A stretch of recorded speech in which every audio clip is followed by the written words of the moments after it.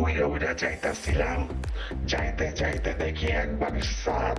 সাপ দেখে আর মাথা ঠিক রাখতে পারি নাই, মাল্লার নামে দেখি একটা থাল পড়ে গেছে। থাল দেখলে তো আবার আমার মাথা ঠিক থাকে না, অভ্যাস মনে পড়া যায়। লয়ে লাইলাম আল্লাহর রাস্তা থালটা হাতে, যে গরম পড়ছে রে ভাই, সাদে একটু বাতাস আসছিল। উমা কুমা, আমার শরীরে পুরো গরমে আগুন লেগে যায় না। আমি গরম সহ্য করতে পারতাছি না, আল্লাহ জানে মানুষের ছোট ছোট বাচ্চারা কেমনে এই গরম সহ্য করে।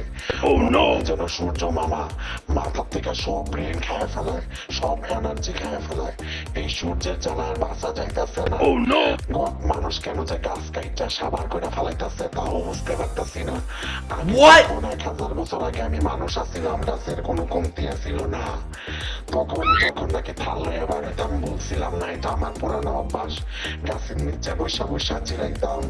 এখন তো আর গাছও নাই, জিরানির জায়গাও নাই। আল্লাহ রাস্তায় এক বাড়ির ভিতরে ঢুকে পড়ছি। আস্তে আস্তে আস্তে নামতে নামতে দেখি গরমে আমার এই চামড়া জয়লা পইরা যাইতাছে। মানুষ কেমনে গরম সহ্য করে? আমার একখান গাছ আছে, আমি যে গাছে থাকি সেই গাছের নাম হচ্ছে বট গাছ। সেইখানেও আমি যাই, খানে এসি লাগাইও শান্তি পাইতাছি না, জ্বালা। এর লেগে থাল হইয়া মানুষের বাসায় বাসায় ঢুকে পড়ছি। যদি কেউ হৃদয়বান ব্যক্তি আমার দেখে না ডরায় চারটা ভিক্ষা দেয়, তাইলে আমি ভাবতাছি আমার কাছে আর 2-4 খান এসি লাগামো। মানুষ তো এটা বুঝে না, এসির থেকে প্রকৃত বাতাস পাওয়া যায় গাছ থেকে। গাছ সবচেয়ে বেশি জরুরি। মানুষ যদি এক ঘুমিয়া যদি গাছ লাগাইতো, তাইলে আর এসির প্রয়োজন পড়তো না। ও মামা মামা, এত দরজা বাইরানির পরেও কি বাড়িতে কেউ নাই?